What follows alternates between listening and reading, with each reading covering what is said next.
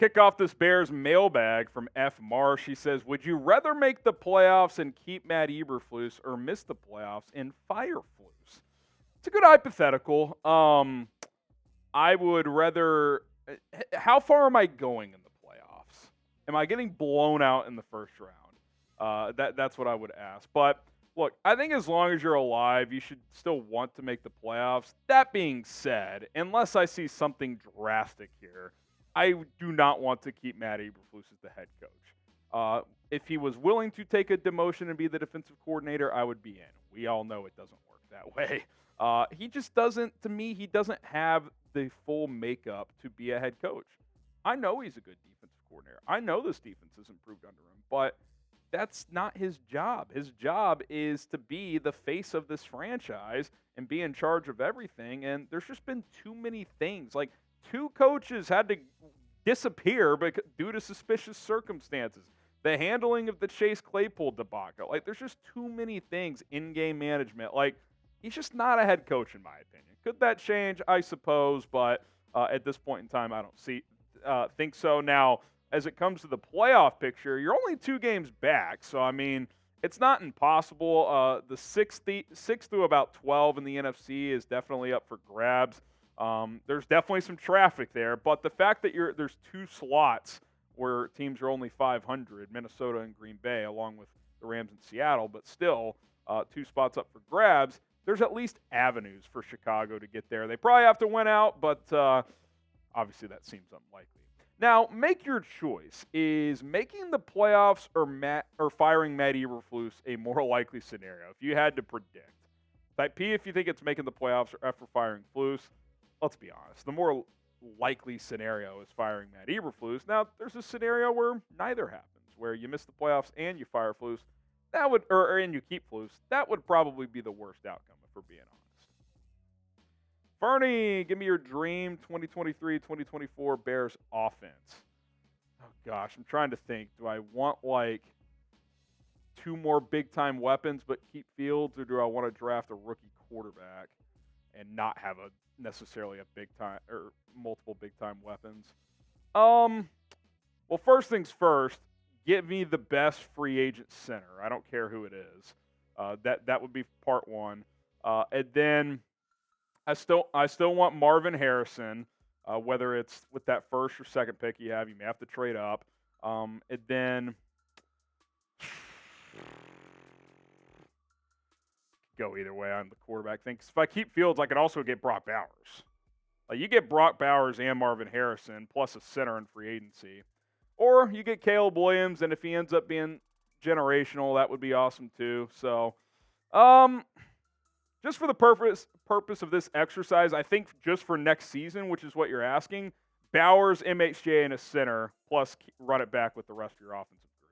Daily Bassist is next up. He says, would Chicago max the roster and trade for a QB like the 2021 Rams? Don't even know what the comp is for a QB like Kyler or Herbert, but is it possible? And would you do it if we don't draft a QB and Justin Fields is out? I just who are you trading for, Rolly? Help me out. I don't think the Cardinals are trading Kyler. And if you're the Bears, are you trading for Kyler's contract? I got to be honest, HG. I wouldn't. I've been outspoken about how I'd move on from JF. I'm not doing it for Kyler Murray. No. So to me, it's either Justin Fields next year or May or Williams. I've said that for 6 weeks. One of those 3 quarterbacks is going to be the guy. So, yeah, I'm not trading for a big-time quarterback. I don't know, if Dak Prescott randomly became available or someone like that, maybe, but with how he's playing, I don't think he's going anywhere. So, I just don't see that scenario coming into play. Fab says, do you think Harbaugh would try to bring in his QB from Michigan? I was going to explore this a little bit on a different video. Adam Johns of The Athletic, he's gone to see Drake May in person, Caleb Williams, and he went to go watch J.J. McCarthy against Iowa. I did a full write-up on him on The Athletic. I need to go read it. But I could see him maybe wanting to. I don't think if you hire Jim Harbaugh and he's like, we're drafting J.J. McCarthy no matter what, that you should bend to that. I think you can, of course, look into him like you should anyway, but I'm not as high on McCarthy. I'm not. For me, he's QB 4 or 5 in this draft. Caleb Williams, Drake May, Jaden Daniels, and I'd go Penix over McCarthy too. So probably QB 5. I don't know how I'd feel about that. Trade down and get them maybe and build other pieces around the offense, sure, but I don't know. I don't know how I feel about J.J. McCarthy. Subscribe to the channel, daily Bears videos, latest news, rumors, draft buzz, and a whole lot more. Coaching search potentially. Hit that subscribe button, turn on your notifications, and never miss a video here on the channel. Ozymandias, $10, appreciate it. I'm hearing a lot of noise about friction between Kevin Warren and Harbaugh before Warren left the Big Ten. Is Warren enough of a professional to overlook that? If he wants to win, he is, and that would be on both sides, right? So the friction there is that Kevin Warren was the Big Ten commissioner when he handled the COVID situation differently than some other conferences. The Big Ten initially was not going to play based on advice Warren had gotten from doctors. Obviously, the coaches and players, one of the players, Justin Fields, pushed hard back against that with the "we want to play" hashtag or whatever they did. They ended up playing, and obviously Fields and Ohio State had a great season. And by the way, Fields and Warren are coexisting in this franchise, so I don't think it's impossible. But yeah, I mean, that's certainly something that would have to be explored between Kevin Warren and Jim Harbaugh if those two could coexist, because I think we all know Kevin Warren isn't going anywhere. It sounds like it's his show. Today's show is sponsored by Rocket Money. Cancel any unnecessary subscriptions you may have and start saving money with Rocket Money. RocketMoney.com/BearsNow. This is a personal finance app that finds and cancels your unwanted subscriptions, monitors your spending, and helps you lower your bills all in one place. With Rocket Money, you can easily cancel the subscriptions you no longer want with just the press of a single button. No more long hold times or annoying emails with customer service. Rocket Money does the work for you. With over 5 million users and counting, Rocket Money has saved its customers an average of $720 per year and over $1 billion in total savings. Think about that. Think about what you could do with $720. I know I could do a lot. RocketMoney.com/BearsNow. It is RocketMoney.com/BearsNow. Check the comments and description for that link. Use that link to download the app today and start saving money. Corey Franklin, $10 super chat. He says, I hope this staff and Justin Fields are here next year. That's interesting. I love their positive attitudes and believe they are close to being a great team. Remember, Pace left this team in a terrible place. Bears go 4-1 or 5-0 last 5. Look, if they go 4-1 or 5-0 last 5, that could change the narrative, Corey. Because let's just say they do the unthinkable and go 5-0. Make or miss playoffs. You finish above 500. That means they went 9-4 to end the year. Like, if they actually do that, that would speak volumes. Now, remember, Corey, they have yet to win back-to-back games under this head coach. Yet. 29 games in.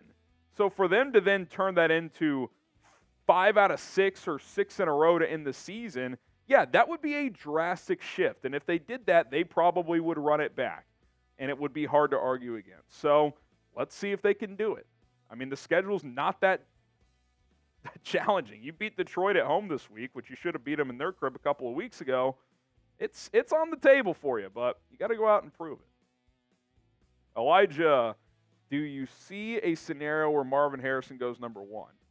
If the Bears are there, it's very possible. Now, I think if they come to the determination that they're not going to draft a quarterback, I think they would most likely do what they did last year and trade down. But if there's not a trade out there they like, or if they just are absolutely in love with the kid and don't want to risk losing him, then yeah, they could take him number 1. And quite frankly, I'd be okay with it.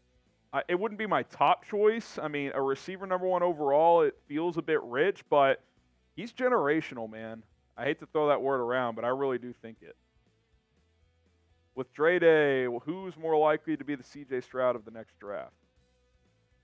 So what are we defining C.J. Stroud? Just the best rookie quarterback? I think he's asking the most impactful rookie quarterback. So only as a rookie or like long term? No, I'd say just like next year, like take the league by storm and be like the guy. I think he's basically asking who has a better rookie season, Caleb Williams, Drake May, or someone else maybe. I feel like, see, when we talk about these QBs, it's so often about fit. I will say this: if Chicago drafts a quarterback, Rolly, this is not a typical team picking number 1 overall. I think with the right coach, this team could be a playoff team next year. You're 2 meltdowns away from being in the playoff picture this year. Ironically enough, Harrison, I think who have the top 2 picks right now both can draft a quarterback Patriots and have a be playoff competitive level next year. Yeah. It's tough to answer because I think Caleb Williams' ceiling is higher, but is there going to be more of a learning curve early on? And could Drake May have more success early? I could see that. But I could also see Caleb Williams just walking in and he's somehow making these wow plays in the NFL too. So I don't know. I would lean Drake would have earlier success, better chance at early success, but I'm not sure. The Bears roster is in a better position, so maybe Caleb would have better success early. I know it's kind of dancing around the question, but I think it could go either way. Christian, Rome Odunze or Malik Neighbors? I lean Neighbors, but I really like Odunze. Stay tuned if you're watching live. Stay tuned. That's all I'm going to say.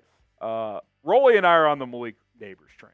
We both love the LSU wide receiver, but Odunze is a stud. It's a close 3. To me, it's MHJ, Neighbors, very slight gap to Odunze, then a decent-ish gap to to Keon Coleman, who, by the way, had a couple of bad drops in the ACC championship. Keon Coleman did. He stinks. He doesn't stink, but I do think he's wide receiver 4 behind the big 3 there. All right, who you got this week? Bears, Lions, let us know. Type CHI for the Chicago Bears, DET for the Detroit Lions. We'll see if the Bears can win 2 straight divisional games too. We'll see. Derek Runyon, honestly, Harbaugh would be nice, but we just want a winner. We're sick of coaches who don't know how to develop players, don't know how to address the public, and don't know how to win. Well, yeah, exactly, and I think Harbaugh can develop and do all those things. Look, he could be brutal with the media. Harbaugh is a weird, quirky guy, man. But if he wins, who gives a damn? I don't think people would care how Flus sucks with the media if he won. Just like, you remember how brutal Nick Sirianni's presser was with Philadelphia? And I can't stand that dude. I think he's a child, but the guy wins games. So I would take Sirianni in a heartbeat, even though I think he acts like a 7-year-old. Jessup, if the Pats and Panthers end with the same record, who gets the higher pick? It comes down to strength of schedule. Whichever team had the lower strength of schedule would get the top pick. And ironically enough right now, Jessup, they have the exact same to the 3rd decimal point strength of schedule right now. I know it's actually unbelievable. I know I'm putting you on the spot, Harrison, but do you know what the other tiebreaker would be? I assume common opponents. I actually do not. I don't know either, but I was curious. Here's the thing. I know it's to the 3rd decimal right now. I'm guessing someone's is actually lower than the others. You probably have to go 4, 5, 6 decimals deep, but what if there's they no only way do it's 3? There's no way it's exactly the same though. Coin flip. Would it shock you if that's how the NFL did it? Yeah, I actually don't know that answer. Couple more here. It's Coda, Marvin Harrison, and Bowers in the 1st round. Get playmakers. I'd be fine with that. And here's the thing. You can do that even if you're still not, completely sold on Fields. You could play him for another year or 2, and then if he's not the guy by then draft someone then or trade for a veteran. I think keep building this offense is a totally fine strategy. Now, here's what's not fine. If you are Ryan Poles and you are sold on Caleb Williams or Drake May as a 12-year franchise-level guy, you need to draft him.